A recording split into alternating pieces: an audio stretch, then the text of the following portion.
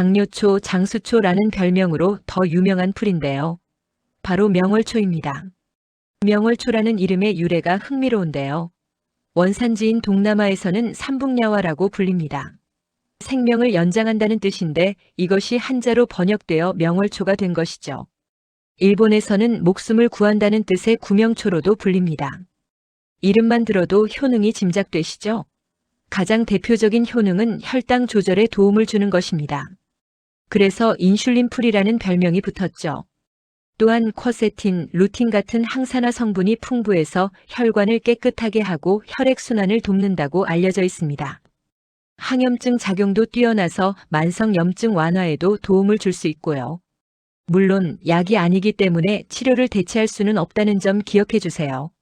그럼 가장 중요한 먹는 방법을 자세히 알아볼까요? 가장 추천하는 방법은 생잎 그대로 먹는 겁니다.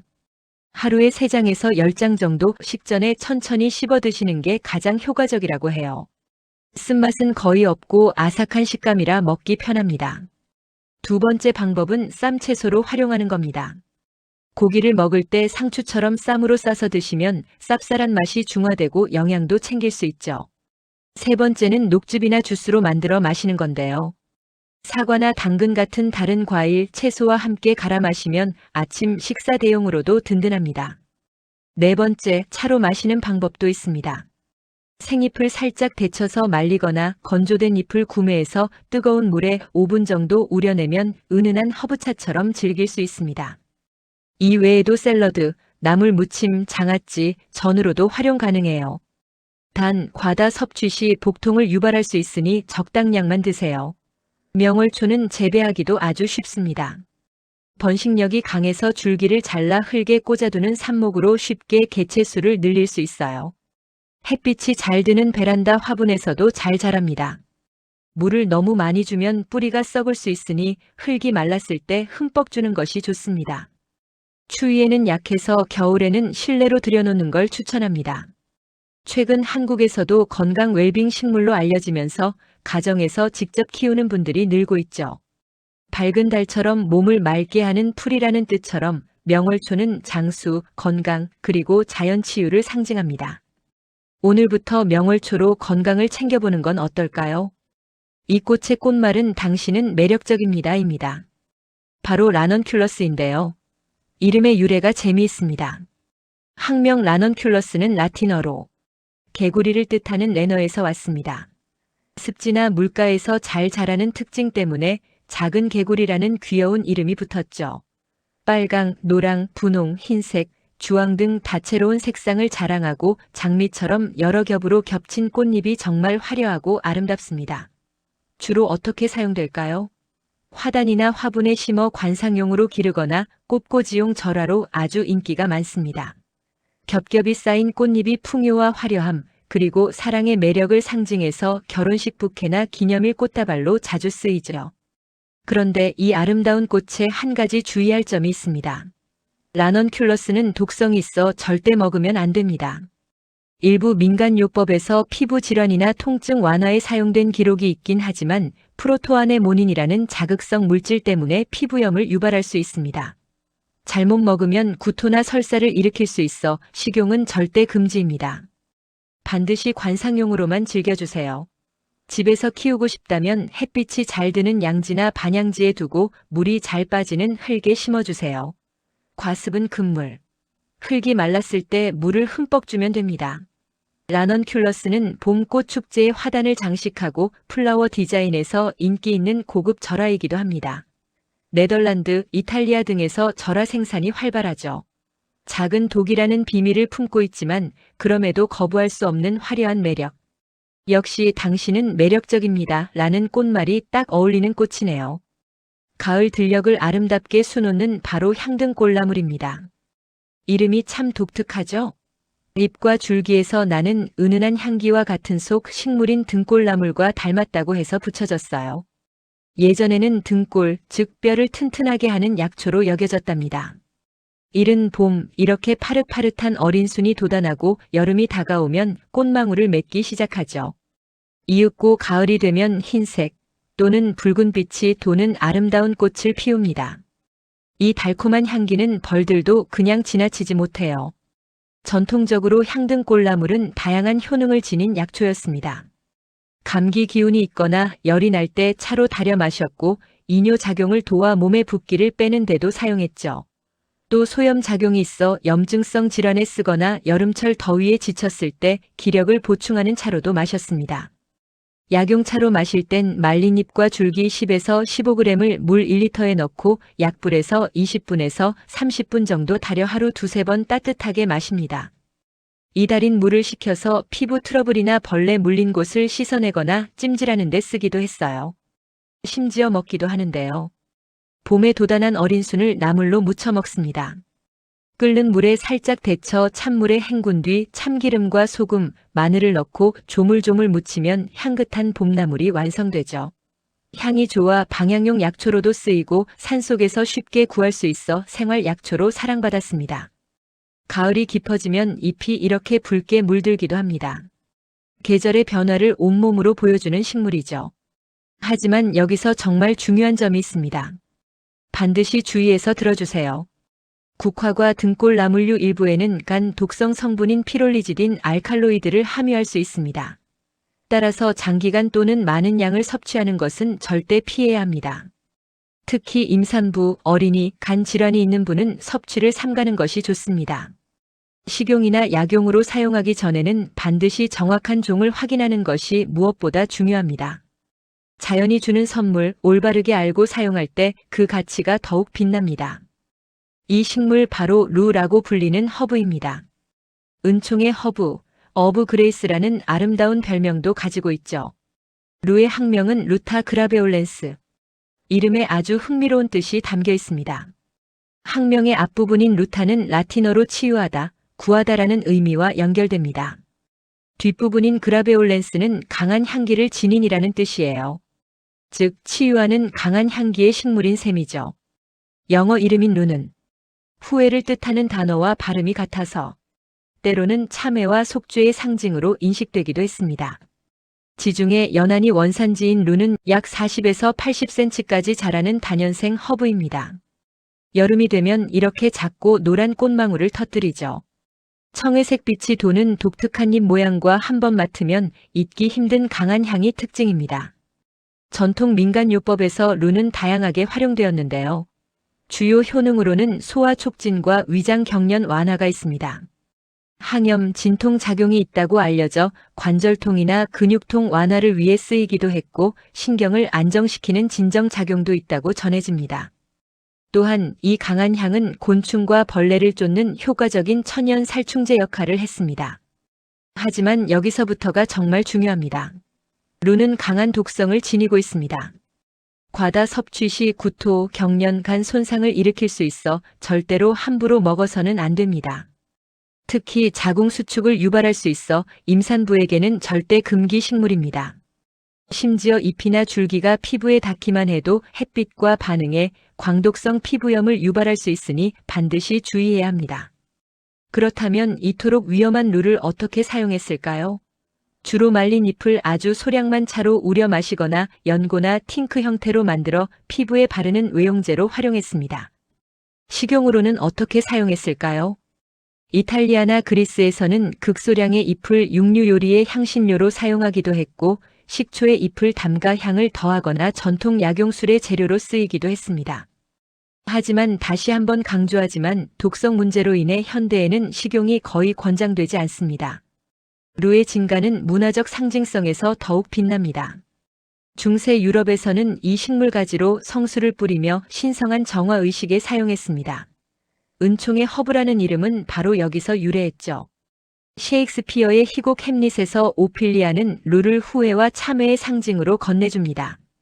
민속 신앙에서는 마녀나 악령을 쫓는 식물로 여겨져 집 입구에 심어두는 보호 식물이기도 했습니다. 지중해에서 온 강한 향기의 허브, 루. 전통적인 약효와 강력한 독이라는 두 얼굴을 가졌으며 후회와 정화, 그리고 은총의 이야기를 품은 식물입니다. 빽빽하게 들어찬 이 푸른 숲 어딘가 익숙하지 않으신가요? 바로 이대입니다. 줄기가 띠처럼 곧게 자란다고 해서 붙은 이름이죠. 일반 대나무보다 키가 작고 잎이 넓은 것이 특징입니다. 예로부터 이대는 우리 몸에 열을 내리는 청열 작용과 불필요한 수분을 배출하는 이뇨 작용으로 유명했습니다. 하지만 현대에 와서 이대의 진가가 더욱 빛나고 있습니다. 고혈압과 당뇨병의 명약으로 불릴 정도니까요. 콜레스테롤을 낮추고 심장을 튼튼하게 만들며 각종 암세포의 발생을 억제하는 효과도 보고되었습니다. 가장 쉽게 이대를 즐기는 방법은 바로 차입니다. 어린 잎을 깨끗이 씻어 그늘에 말린 뒤 약한 불에서 10분에서 15분 정도 달여보세요. 여름철엔 갈증을 해소하는 청량 음료가 되고 밤에는 불면증을 다스리고 스트레스를 풀어주는 약차가 됩니다. 잎뿐만 아니라 뿌리도 버릴 것이 없습니다. 산죽 뿌리를 차로 마시면 혈액을 정화하고 가슴 답답함을 풀어주며 기력을 회복시켜줍니다. 봄철에 돋아나는 어린 죽수는 최고의 건강식입니다. 껍질을 벗겨 삶아 나물이나 볶음, 국, 장아찌로 만들어 드셔보세요. 밥을 지을 때 잎을 몇 장 넣으면 은은한 향이 배어 풍미를 더해줍니다. 하지만 중요한 주의사항이 있습니다. 죽수는 생으로 먹으면 독성 성분이 있을 수 있으니 반드시 충분히 삶아서 섭취해야 합니다. 그리고 혈압이 낮은 분들은 복용을 피하시는 게 좋습니다. 절개와 청렴, 곧은 인품의 상징. 이대는 그 꼿꼿한 정신처럼 우리 곁에서 건강을 지켜주는 든든한 자연의 선물입니다. 공원이나 아파트 화단에서 이 붉고 화려한 나무를 보신 적 있나요? 이 식물의 이름은 일본 메자나무입니다. 학명은 베르베리스 툰베르기이죠. 사진처럼 오렌지 로켓 같은 다양한 원예 품종으로 더 익숙할 수 있습니다. 학명 베르베리스는 아랍어에서 유래했는데 껍질이나 열매가 시다는 재미있는 뜻을 가졌습니다. 높이 1에서 2m까지 자라는 낙엽과목으로 가지를 자세히 보면 날카로운 가시가 숨어 있어요. 봄인 4월에서 5월 사이에는 이렇게 작고 귀여운 노란 꽃들이 피어납니다. 그리고 가을에는 선홍색 열매와 함께 눈부시게 아름다운 단풍을 자랑하죠. 건조와 추위에도 아주 강해서 조경용 생울타리로 정말 인기가 많습니다. 그런데 이 아름다운 모습 뒤에 놀라운 효능이 숨겨져 있다는 사실 아셨나요? 전통적으로 일본 메자나무는 약재로도 사용되어 왔습니다. 특히 열매보다는 뿌리와 줄기 껍질에 주목해야 하는데요. 바로 베르베린이라는 성분 때문입니다. 이 성분은 강력한 항균, 항염 작용을 하는 것으로 알려져 있어요.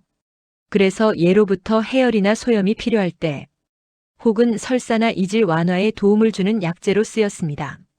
피로 회복을 돕는 보조제로도 활용되었죠. 그럼 이 일본 메자나무 어떻게 사용하고 먹을 수 있을까요? 지금부터 정말 중요하니 꼭 기억해 주세요. 첫째, 알칼로이드 성분이 있어 과다 섭취는 절대 금물입니다.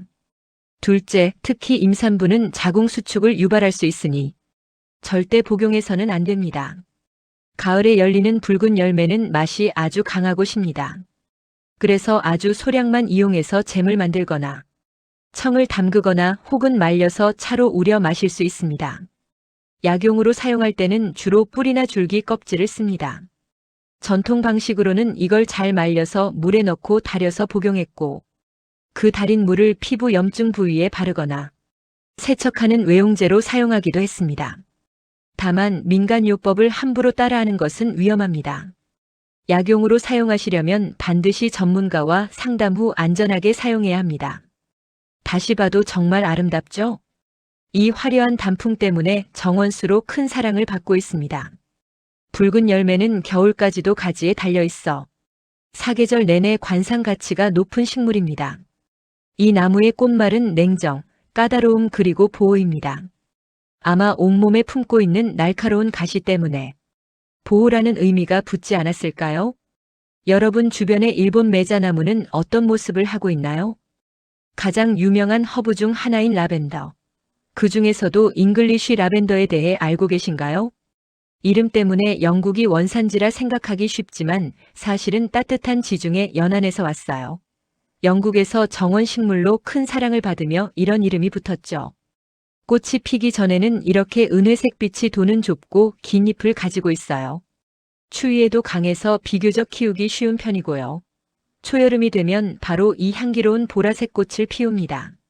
잉글리쉬 라벤더의 향은 다른 라벤더보다 훨씬 부드럽고 달콤해서 가장 고급스러운 향으로 평가받아요. 이 향기에는 놀라운 효능이 숨어 있습니다. 첫째, 심신 안정과 스트레스 완화. 라벤더 향은 우리의 신경계를 진정시키고 심박수와 혈압을 안정시키는 데 도움을 줍니다. 둘째, 숙면 유도 효과입니다. 잠들기 전 향을 맡으면 수면 호르몬인 멜라토닌 분비를 도와 수면의 질을 높여주죠.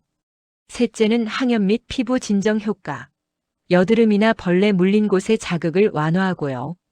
강력한 항균 및 소취 효과 덕분에 화장품이나 방향제 원료로도 널리 쓰여요.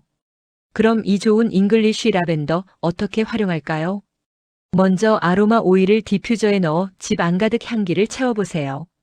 베개나 침구에 살짝 뿌려주면 편안한 숙면을 도울 수 있고 입욕제나 비누 향수로 만들어 쓰는 방법도 있습니다. 말린 꽃과 잎으로 포프리를 만들어 옷장이나 서랍에 넣어두면 은은한 향이 오래가요. 특히 잉글리쉬 라벤더는 식용으로 가장 많이 쓰이는 품종입니다. 향이 매우 강하기 때문에 꼭 소량만 사용해야 해요. 가장 대표적인 방법은 바로 허브차입니다. 말린 꽃봉오리 한 작은술을 뜨거운 물 200ml에 넣고 3분에서 5분 정도 우리면 완성돼요. 라벤더 시럽을 만들어 두는 것도 좋은 방법이에요. 물과 설탕, 라벤더 꽃을 함께 끓여 식힌 뒤 레모네이드나 칵테일에 조금 넣으면 특별한 풍미를 더해주죠. 쿠키나 마카롱, 케이크 반죽에 섞어 디저트를 만들거나 꿀이나 잼에 향을 입히기도 합니다.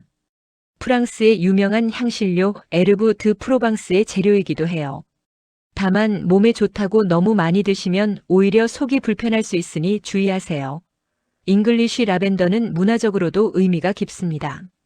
프랑스 프로방스나 일본 홋카이도의 후라노에서는 매년 여름 거대한 라벤더 축제가 열리죠. 청결과 정화의 상징이자 평온, 사랑, 그리고 치유의 의미를 담고 있어 결혼식 장식으로도 인기가 많습니다. 오늘 저녁 라벤더 차 한 잔으로 하루를 마무리해보는 건 어떠세요? 산에서 나는 보약이라고 불리는 식물 혹시 들어보셨나요? 바로 단풍마입니다. 이름처럼 잎이 단풍잎을 닮았다고 해서 붙여진 이름이에요. 여름철 산과 들에 가면 이렇게 푸른 잎들이 덩굴을 이룬 것을 볼 수 있습니다. 잎은 보통 5개에서 7개로 갈라져 있고 뿌리는 우리가 아는 마처럼 굵은 덩이 뿌리 형태를 하고 있죠. 예로부터 기력을 보충하고 소화기를 튼튼하게 하는 자양강장제로 알려져 왔습니다. 이렇게 싱그럽던 잎은 가을이 되면 아름답게 물들기 시작하는데요. 단풍이라는 이름이 정말 잘 어울리죠? 하지만 단풍마의 진짜 가치는 바로 그 뿌리에 있습니다. 뿌리에는 사포닌과 뮤신 성분이 풍부한데요. 이 사포닌 성분이 기침과 가래를 완화시켜 기관지 건강에 큰 도움을 줍니다. 또 면역세포를 활성화해 감염을 예방하고 관절염이나 근육통 같은 염증을 줄이는 데도 효과가 있다고 알려져 있어요. 그럼 이렇게 좋은 단풍마 어떻게 먹으면 좋을까요? 가장 간단한 방법은 생으로 먹는 겁니다. 껍질을 벗기고 강판에 곱게 갈아서 꿀이나 우유를 섞어 마시면 부드럽고 든든하게 즐길 수 있어요. 따뜻하게 즐기고 싶다면 차로 만들어 보세요. 얇게 썰어 잘 말린 단풍마를 물에 넣고 은근히 끓여주면 구수하고 건강한 단풍마 차가 완성됩니다. 든든한 한 끼 식사로도 활용할 수 있는데요. 잘게 썰어 죽을 끓이거나 영양밥을 지을 때 함께 넣으면 온 가족의 건강식이 된답니다. 한방에서는 귀한 보약의 재료로도 쓰이죠. 과거 흉년에는 배고픔을 달래주던 구황식물이자 산의 보약으로 불렸던 단풍마. 하지만 중요한 점이 있습니다. 야생 많은 종류가 다양하고 구별이 어려워 함부로 채취해서 먹으면 위험할 수 있어요. 반드시 전문가의 확인을 거친 후 안전하게 섭취하는 것이 중요합니다. 따뜻한 성질을 지녀 폐와 비장, 신장을 이롭게 하는 우리 땅의 귀한 약재, 단풍마 이야기였습니다. 혹시 계단을 오르내릴 때마다 무릎이 시큰거리시나요? 나이가 들수록 쑤시고 아픈 허리와 관절 때문에 걱정이 많으시죠? 오늘은 바로 그런 분들을 위한 자연의 선물. 퇴행성 관절염과 무릎 통증의 명약으로 알려진 귀한 약초를 소개합니다. 싱그러운 잎이 인상적인 이 식물의 이름은 땅두릅. 우리가 아는 일반 두릅은 나무에서 나지만 이 식물은 땅에서 곧게 줄기가 뻗어나와 땅두릅이라는 이름이 붙었습니다. 하지만 약재로 쓰일 땐 독활이라는 이름으로 더 유명한데요. 여기엔 아주 특별한 뜻이 담겨 있습니다. 홀로 독, 살활. 바람에도 흔들리지 않고 홀로 살아남는다는 뜻도 있지만 그 약효가 워낙 뛰어나 이 약초 하나만으로도 사람을 살릴 수 있다는 강력한 의미를 지니고 있죠. 오래전부터 독활은 풍습을 제거하는 성약으로 불렸습니다. 풍습으로 인한 통증, 즉 관절염, 류머티즘, 요통, 신경통에 탁월한 효과를 보였기 때문입니다. 특히 허리와 무릎이 쑤시고 저리는 증상, 척추관 협착증이나 고질적인 무릎 통증으로 고생하는 분들께 희소식이죠. 효능은 여기서 그치지 않습니다. 혈액순환을 촉진해 피를 맑게 하고 그 결과 혈압과 혈당 수치를 안정시키는 데 도움을 줍니다. 또한 진통, 소염 작용이 뛰어나 근육통이나 두통 완화에도 사용되며 감기 초기 해열제로도 활용되었습니다. 나아가 간과 신장 기능을 개선하고 중풍을 다스리며 암세포를 억제하는 항암 효과까지 보고되어 그야말로 만능 약재라 불릴 만합니다. 그럼 이 귀한 약초를 어떻게 즐길 수 있을까요? 먼저 4월에서 5월에 올라오는 어린수는 아주 고급스러운 봄나물입니다. 향이 은은하고 쌉싸름하면서도 일반 두릅보다 식감이 부드럽고 향이 순한 것이 특징이죠. 끓는 물에 살짝 데쳐 된장, 고추장에 묻혀 먹는 것이 가장 일반적이고 바삭하게 튀겨내면 아이들도 좋아하는 별미가 됩니다. 장아찌를 담가 1년 내내 즐길 수도 있습니다. 약으로 활용할 때는 가을철 9월과 10월에 뿌리를 채취해 사용합니다. 말린 뿌리 10에서 15g을 물 1리터에 넣고 약한 불에서 30분 정도 달여 차로 마시거나 술에 담가 3개월 이상 숙성시킨 독활주를 하루 한 잔씩 마시는 방법도 있습니다. 달인 물을 식혀서 통증 부위에 찜질하는 외용법도 효과적입니다. 하지만 아무리 좋아도 과용은 금물입니다. 과다 섭취 시 위장에 자극을 줄 수 있고 몸이 허약하거나 임산부는 전문가와 상담 후 섭취하는 것이 안전합니다. 봄에는 맛있는 산나물로, 가을에는 아픈 관절을 지켜주는 든든한 약재로 우리 곁에 있는 자연의 보물 땅두릅으로 건강한 활력을 되찾아보세요. 자주돌부채. 이름부터 독특한 이 식물에 대해 아시나요? 이름의 자주는 바로 이 아름다운 자주색 꽃에서 유래했습니다. 그리고 돌부채는 돌처럼 단단하고 부채처럼 넓은 잎을 뜻하죠. 원산지는 시베리아, 몽골 등 추운 고산지대로 추위와 건조에 매우 강한 식물입니다. 이 식물의 가장 특별한 점은 바로 차로 즐긴다는 건데요. 혹시 이 푸릇푸릇한 생잎을 사용할까요? 아닙니다. 시베리아 전통차는 겨울을 이겨낸 바로 이 묵은 잎으로 만듭니다. 묵은 잎은 독성이 적고 맛과 향이 훨씬 부드러워지기 때문이죠. 깨끗이 씻은 묵은 잎 2-3장을 잘게 찢어 물에 넣고 10분 정도 끓이면 구수하면서도 쌉쌀한 매력의 시베리아 전통차가 완성됩니다.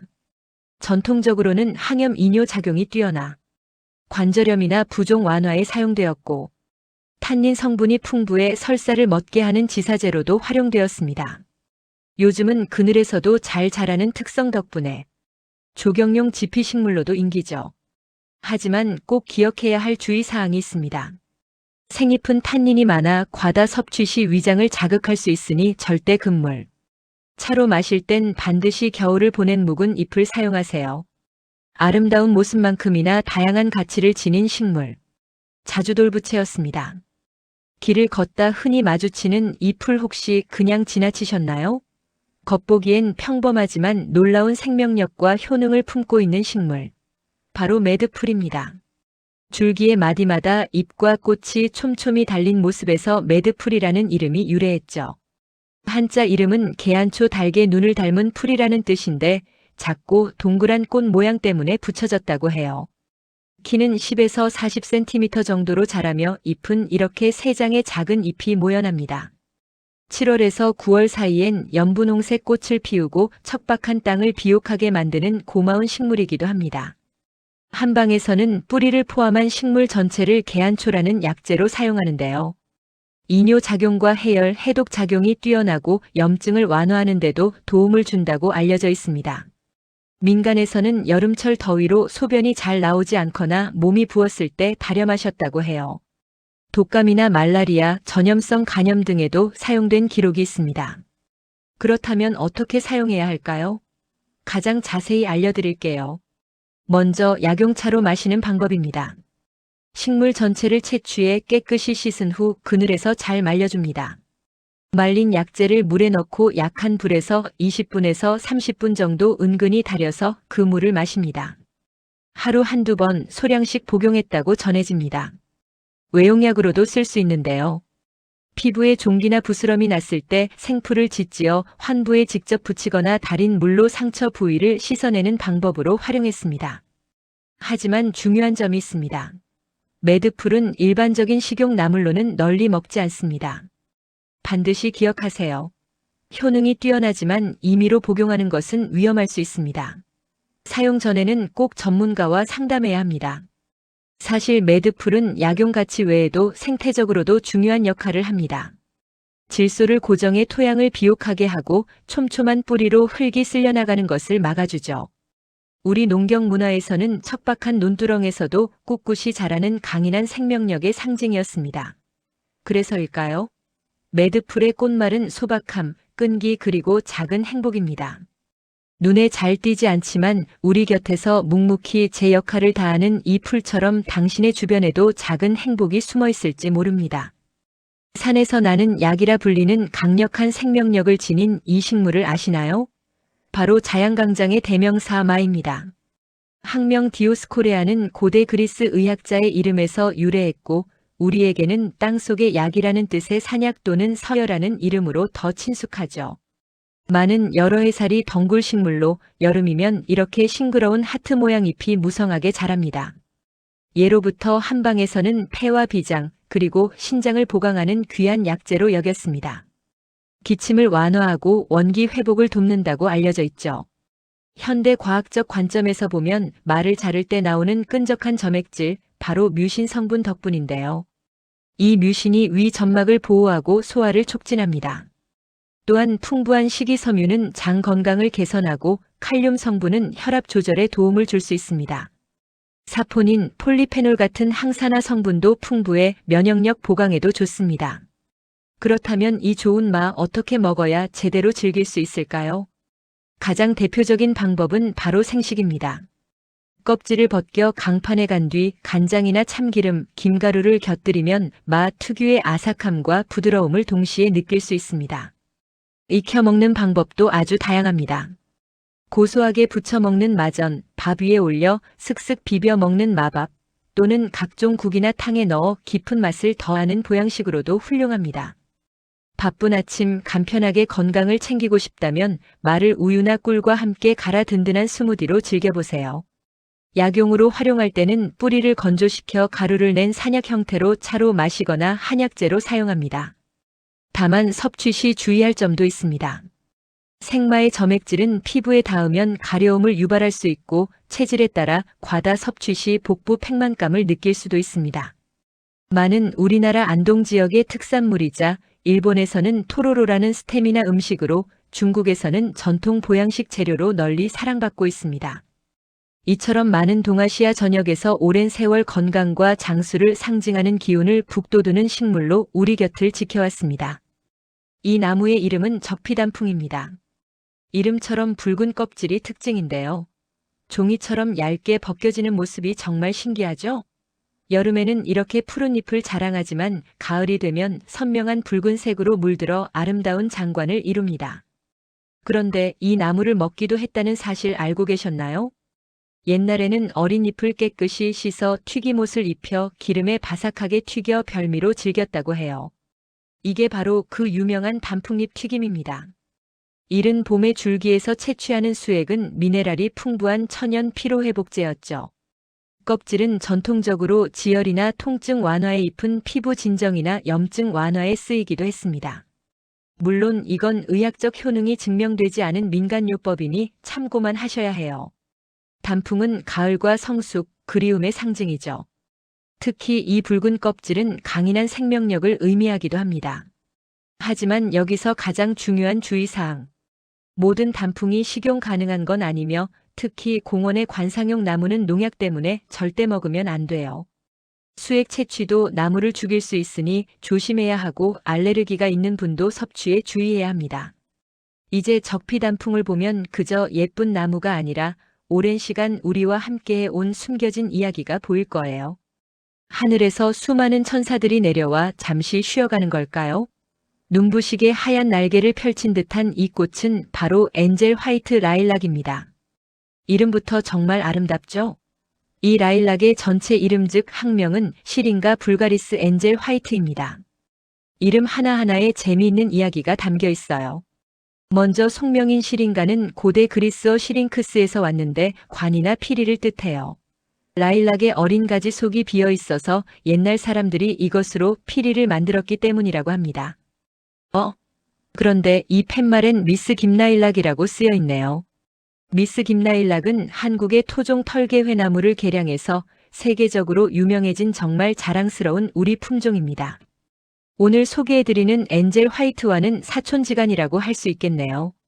종명인 불가리스는 라틴어로 보통의 흔한이라는 뜻인데 유럽 전역에서 흔하게 볼 수 있는 라일락이라는 의미를 담고 있습니다. 그리고 마지막 품종명 엔젤 화이트는 말 그대로 천사의 날개처럼 순백의 꽃잎과 깨끗하고 우아한 이미지를 완벽하게 표현한 이름이죠. 엔젤 화이트 라일락은 물풀의 나무과에 속하는 낙엽과목으로 저 멀리 유럽의 발칸반도가 고향입니다. 하지만 지금은 전 세계인의 사랑을 받고 있죠. 보통 2m에서 4m까지 곧게 자라며 우아한 수영을 뽐냅니다. 매년 봄 4월과 5월이 되면 약속처럼 우리 곁을 찾아와 세상을 환하게 밝히는 순백의 꽃을 피워냅니다. 그리고 이 꽃의 가장 큰 매력은 바로 향기죠. 달콤하면서도 부드러운 라일락 특유의 향기는 한번 맡으면 절대 잊을 수 없습니다. 이토록 아름다운 흰 라일락은 순수, 첫사랑, 그리고 젊은 날의 추억이라는 아름다운 꽃말을 가지고 있습니다. 특히 순결함과 겸손, 영적인 평화를 상징해서 바라보기만 해도 복잡했던 마음이 차분하게 정화되는 느낌을 줍니다. 과거 유럽 민간에서는 라일락의 꽃과 잎을 진정작용이나 미열을 내리는데 보조적으로 사용하거나 피부 진정용으로 쓰기도 했다는 기록이 있습니다. 물론 현대에는 의학적인 효능보다는 그 상징적인 의미와 아름다움을 즐기는데 더 큰 가치를 두고 있답니다.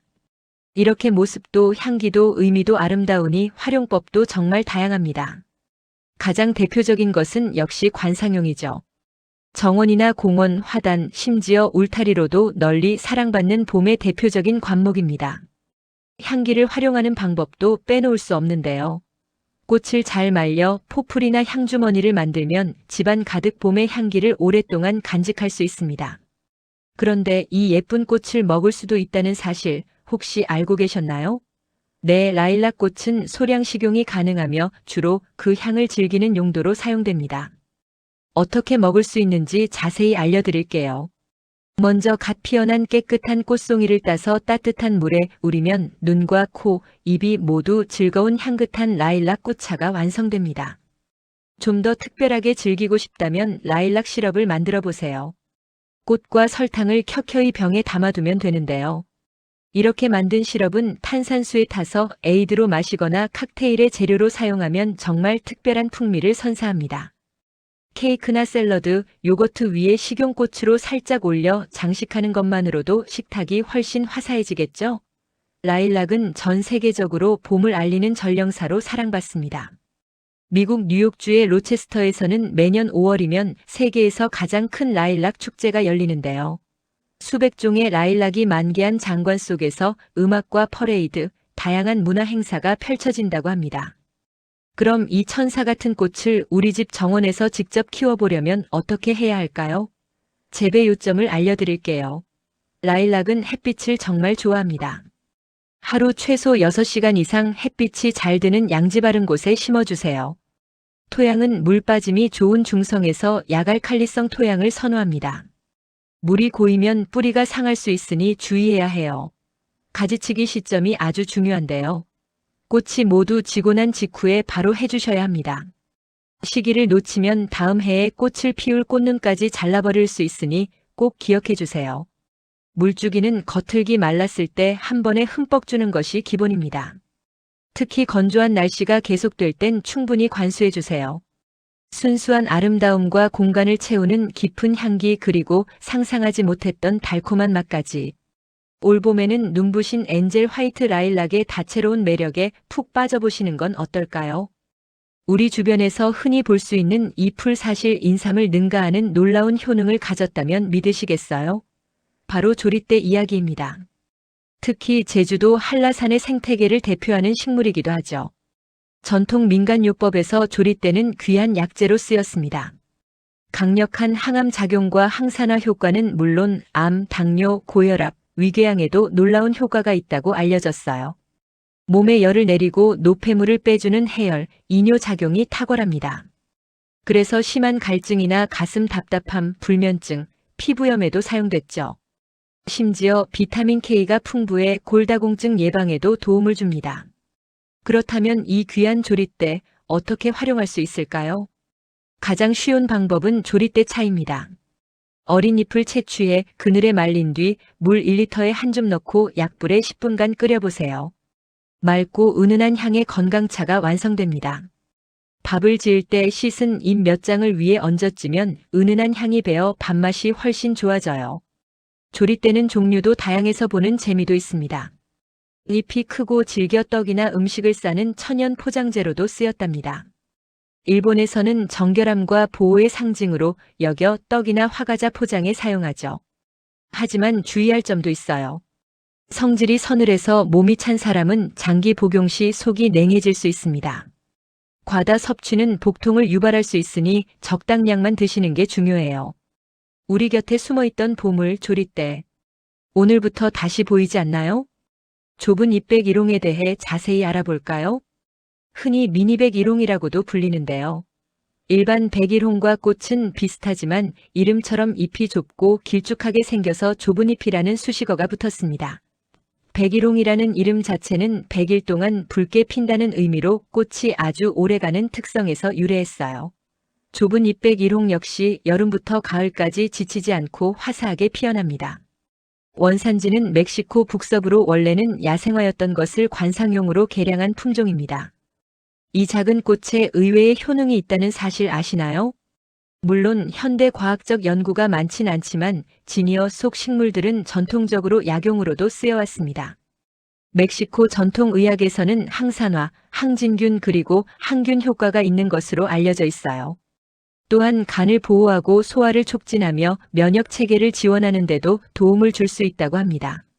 일부 연구에서는 항말라리아나 항기생충 가능성도 제기되기도 했어요. 그래서 좁은 잎백 일홍은 식용 가능한 꽃으로 분류됩니다. 하지만 가장 맛있는 식용꽃은 아니에요.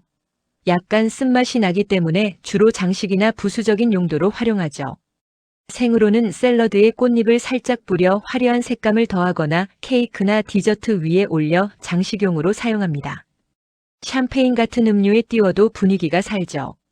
말린 꽃잎은 뜨거운 물에 우려 허브티처럼 마실 수 있는데 꿀이나 레몬을 추가하는 걸 추천해요. 여기서 정말 중요한 주의사항이 있습니다. 관상용으로 재배해서 파는 꽃은 농약이나 화학 비료를 사용했을 가능성이 매우 높기 때문에 절대 먹어서는 안 됩니다.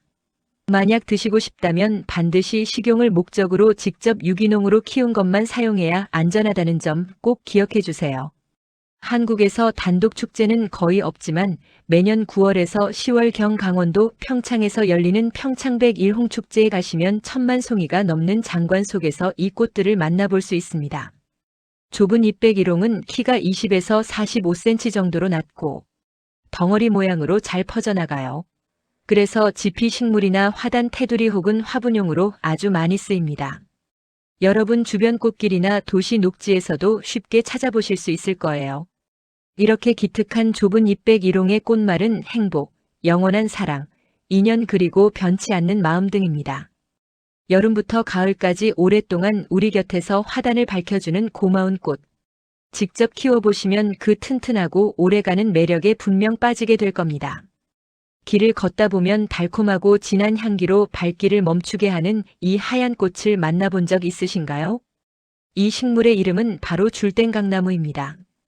기존 댕강나무와 비슷하지만 가지가 줄처럼 가늘고 길게 뻗어 자란다고 해서 줄땡강나무라는 이름이 붙었죠. 우리나라 중부 이남 산지에 자라는 한국 특산종으로 향기가 좋아 관상 가치가 아주 높은 식물입니다. 벌과 나비를 부르는 고마운 밀원식물이기도 하고요. 그런데 이 아름다운 꽃으로 향기로운 꽃차를 만들 수 있다는 사실 알고 계셨나요? 줄된 강나무 꽃차 만드는 법을 알려드릴게요. 먼저 5월에서 6월 사이 개화기에 깨끗한 꽃을 채취합니다. 흐르는 물에 가볍게 씻은 후 그늘에서 이틀에서 사흘 정도 잘 말려주세요. 다 마른 꽃은 뜨거운 물에 넣고 3분에서 5분 정도 우리면 은은한 향의 꽃차가 완성됩니다. 취향에 따라 꿀을 더해도 좋아요. 하지만 꽃차로 드실 때 몇 가지 주의사항이 있습니다. 줄된 강나무는 공식적으로 인정된 약재가 아니기 때문에 체질에 따라 알레르기 반응이 있을 수 있으니 주의해야 합니다. 특히 임산부나 어린이는 섭취 전 전문가와 상담하는 것이 안전합니다. 그리고 가장 중요한 점, 농약이나 오염에 노출되지 않은 깨끗한 꽃만 사용해 주세요. 줄된 강나무는 우리나라 고유의 소중한 식물 자원입니다. 충북 단양군 매포읍 야생에서도 자생하는 것으로 알려져 그 가치가 더욱 특별하죠. 야생화 축제나 정원 박람회에서 향기로운 토종 관목으로 소개되기도 합니다. 다음에 이 향기로운 줄된 강나무를 만나신다면 잠시 걸음을 멈추고 그 자연의 선물을 만끽해 보세요. 산책하다 보면 흔히 볼 수 있는 이 나뭇잎 왠지 익숙하지 않으신가요? 이 나무의 이름과 놀라운 쓰임새를 알려드릴게요. 바로 중국 단풍입니다. 이름처럼 중국이 원산지죠. 잎이 이렇게 세 갈래로 갈라져서 삼지단풍이라고도 불려요. 학명 비르게리아눔은 독일 식물학자 비르게르의 이름에서 따왔답니다. 이 나무의 진짜 매력 중 하나는 바로 숲이인데요. 자라면서 껍질이 벗겨져 독특한 얼룩무늬를 만들죠. 그래서 정원수나 분재로 아주 인기가 많아요. 가을에는 주황색, 적색, 황색 등 다양한 단풍이 들어 그야말로 장관을 이룹니다. 그런데 이 예쁜 잎을 먹을 수도 있다는 사실 아셨나요? 봄에 돋아나는 어린 잎은 나물로 먹을 수 있어요. 만드는 법은 간단합니다. 어린 잎을 채취하여 깨끗이 씻고 끓는 물에 살짝 데친 후 찬물에 헹궈 물기를 짜주세요. 그리고 참기름, 간장, 마늘을 넣고 조물조물 무치면 끝. 쌉싸름한 맛이 입맛을 돋우죠. 어린 잎이나 껍질을 말려 약차로 달여 마시기도 하는데요. 예부터 민간에서는 이 차가 혈액순환을 돕고 통증과 염증을 완화하는 데 쓰였다고 합니다. 외상시 지혈 또는 부종 완화에도 사용됐고요.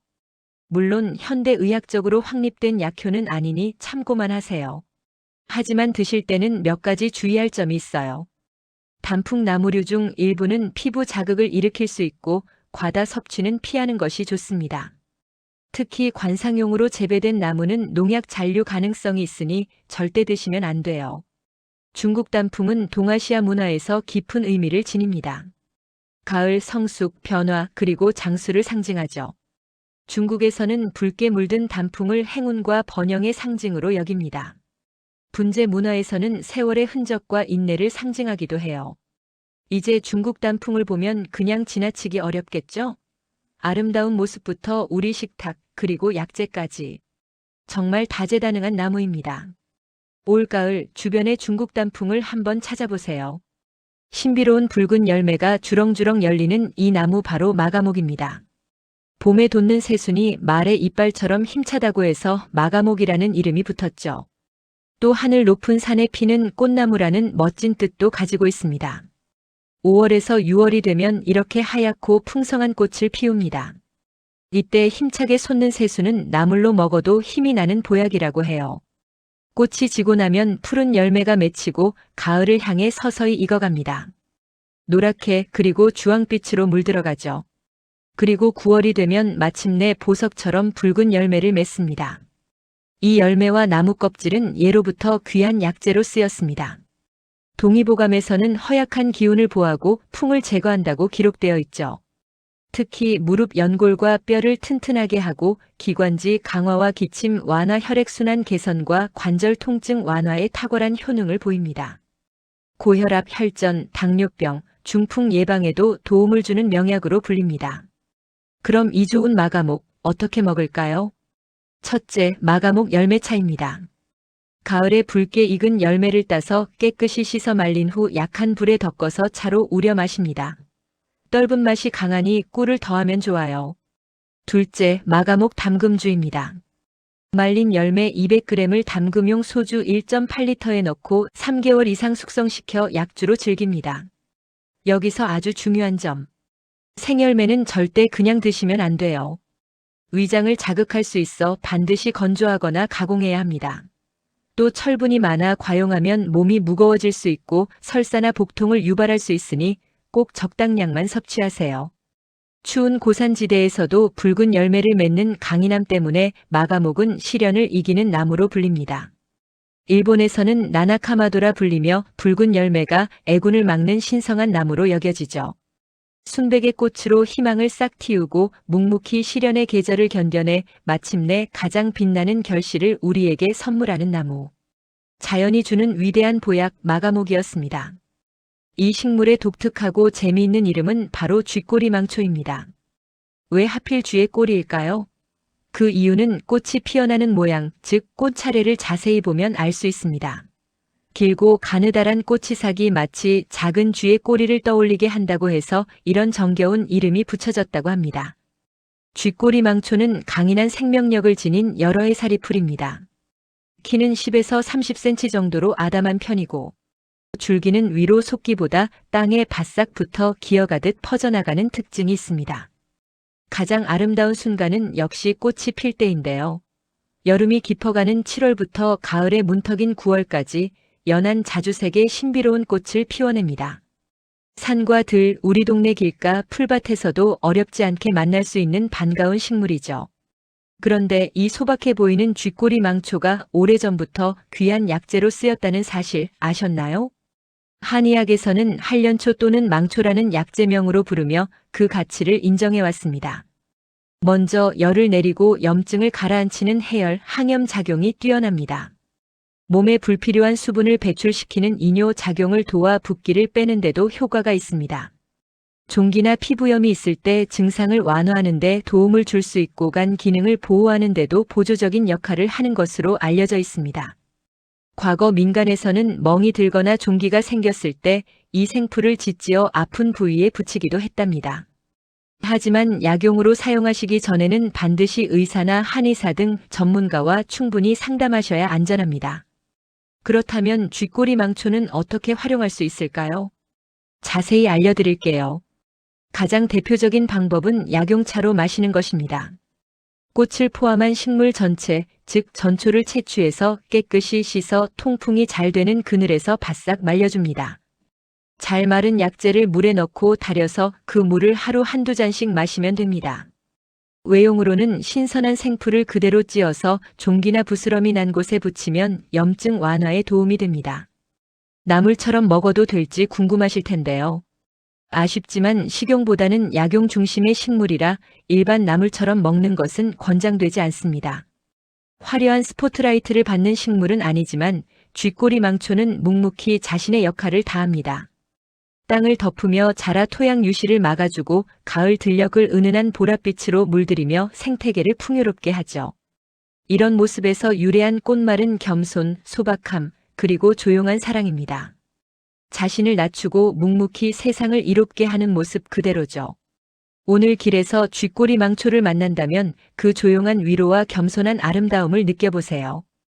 혹시 이 나무를 아시나요? 바로 측백나무입니다. 그 이름은 잎이 옆으로 납작하게 펼쳐진 모습에서 유래했죠. 중국이 원산지지만 오래전부터 우리나라의 사찰 궁궐 능묘 주변에 심어져 장수와 절개를 상징하는 신성한 나무로 여겨졌습니다. 봄과 여름 측백나무는 이렇게 싱그러운 초록빛을 띱니다. 전통 한의학에서 약재로 쓰이는 이 잎을 측백엽이라 부릅니다. 성질은 차고 약간 쓴맛이 나며 우리 몸에 놀라운 효능을 선물하죠. 가장 대표적인 효능은 바로 지혈작용입니다. 갑작스러운 코피나 토열 심지어 혈뇨에도 효과를 보여 집에 상비약처럼 두면 든든한 존재가 됩니다. 또한 해열과 염증 완화에도 도움을 주어 예로부터 귀한 약재로 쓰였습니다. 특히 탈모로 고민하는 분들이라면 주목해야 합니다.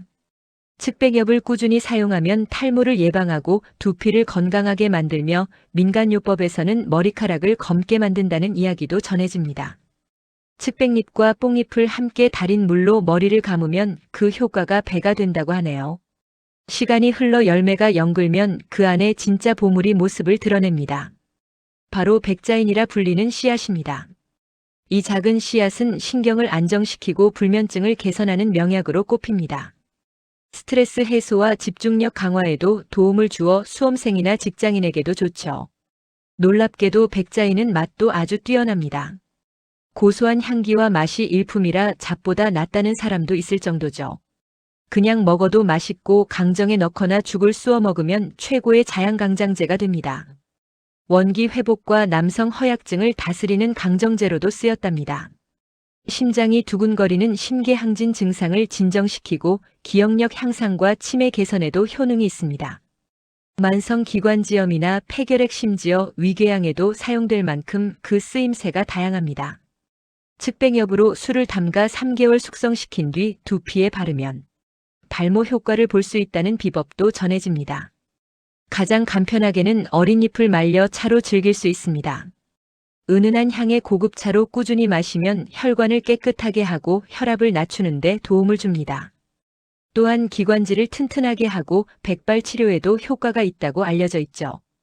이처럼 우리에게 아낌없이 주는 측백나무. 대구 동양산의 측백나무 숲은 천연기념물 제1호로 지정되어 있을 만큼 소중한 우리의 자연유산입니다. 다만 성질이 차갑기 때문에 몸이 냉한 분은 과다 섭취를 피해야 합니다. 임산부나 어린이는 전문가와 상담이 필수입니다. 자연이 준 선물 측백나무의 지혜로 건강한 삶을 가꾸어 보세요. 종처럼 주렁주렁 매달린 순백의 아름다운 꽃. 이 나무의 이름은 바로 떼죽나무입니다. 이름이 조금 특이하죠?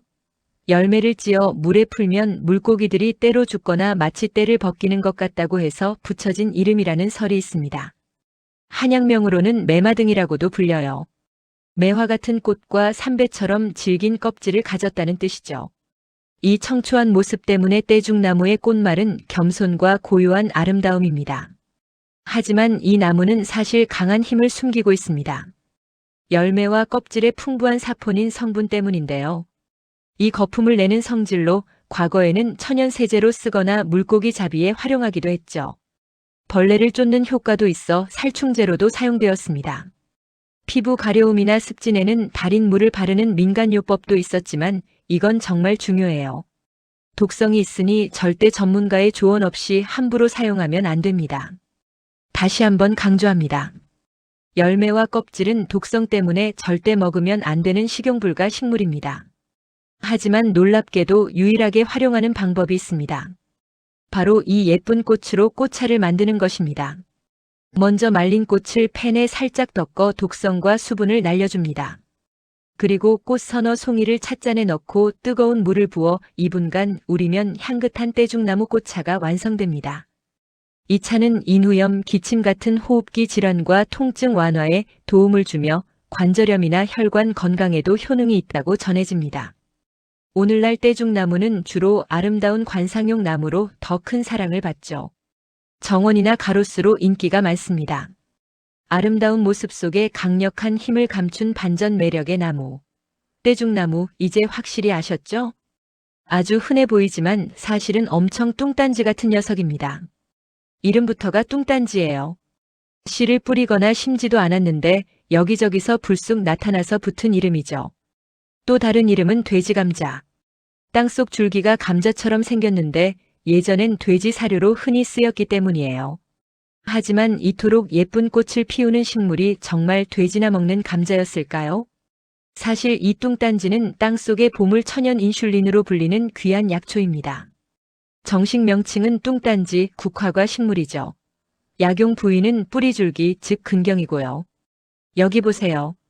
골절, 당뇨병의 약으로 쓴다고 나와 있죠. 뚱딴지가 당뇨에 좋은 이유는 바로 이눌린이라는 성분 때문입니다. 이 이눌린은 우리 몸에서 인슐린 분비에 부담을 거의 주지 않으면서 혈당을 안정시키는데 큰 도움을 줍니다. 여기서 끝이 아니에요. 이눌린은 장 속에 들어가면 유익균의 먹이가 됩니다. 즉, 프리바이오틱스 역할을 해서 장을 건강하게 하고 지긋지긋한 변비 개선에도 효과 만점이죠. 칼로리는 낮지만 포만감을 주어 체중 관리를 돕고 나쁜 콜레스테롤 수치를 낮춰 혈관 건강까지 지켜준답니다. 그럼 이 좋은 뚱딴지 어떻게 활용할까요? 가장 대표적인 방법은 바로 차로 마시는 겁니다. 뿌리줄기를 얇게 썰어 잘 말린 뒤 아무것도 두르지 않은 팬에 노릇하게 볶아주세요. 그리고 뜨거운 물에 우려내면 구수하면서도 건강에 최고인 뚱딴지차가 완성됩니다.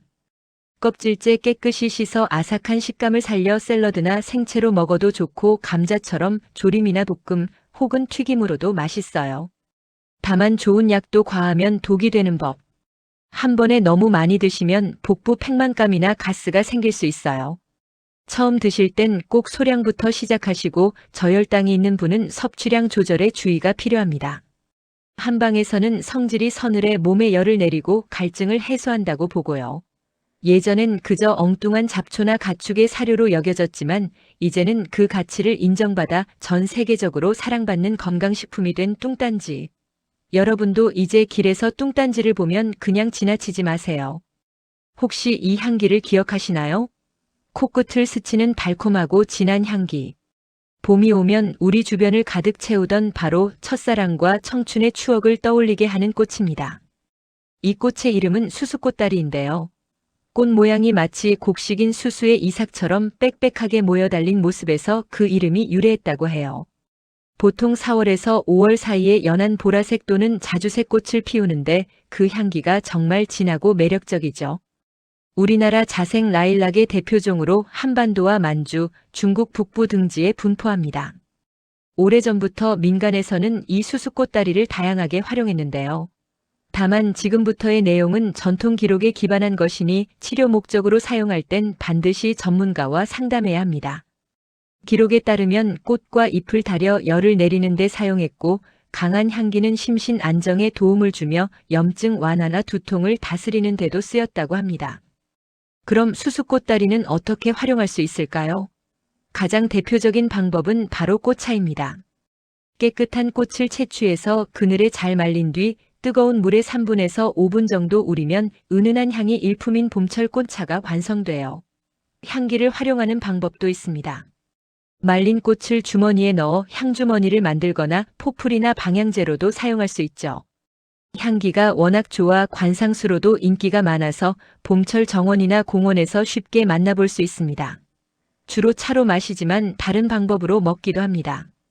일부 지역에서는 꽃을 설탕에 재워 향긋한 꽃청을 만들기도 하고 화사한 꽃을 얹어 화전을 부쳐 먹기도 했답니다. 수수꽃다리는 단순한 꽃 그 이상입니다. 한국의 전통 라일락으로서 봄을 알리는 전령사이자 서울숲 봄꽃 축제처럼 라일락을 주제로 한 축제의 주인공이 되기도 하죠. 시간이 흘러 푸르던 잎이 이렇게 색이 바래도 그 향기만큼은 우리를 가장 빛나던 순간으로 데려다 줍니다. 그래서일까요? 많은 문학과 노래에서 라일락은 첫사랑과 젊은 날의 추억을 상징하는 꽃으로 자주 등장합니다. 정리해 볼까요? 한국 자색 라일락의 대표종 수수꽃다리. 강한 향기와 아름다운 꽃으로 꽃차 향기, 관상용 등 다양하게 활용되며 우리 문화 속에 봄과 추억의 상징으로 깊이 자리 잡고 있습니다. 올봄 수수꽃다리 향기 속에서 잠시 잊고 지냈던 추억을 꺼내보는 건 어떨까요?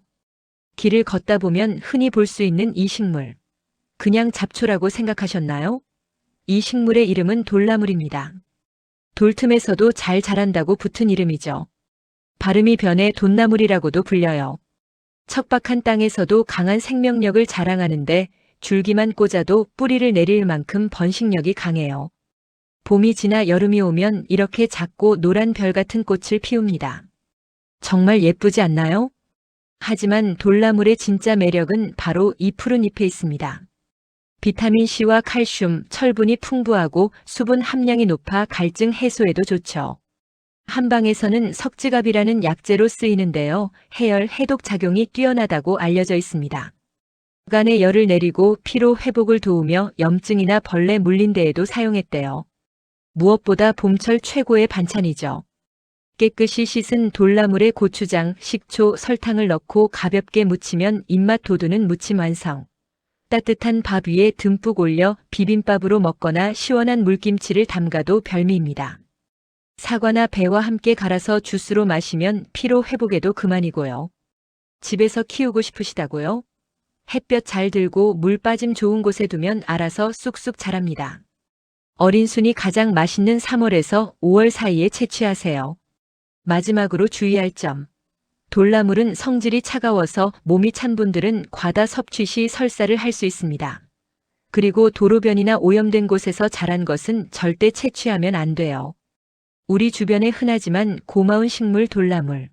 올해는 꼭 맛보세요.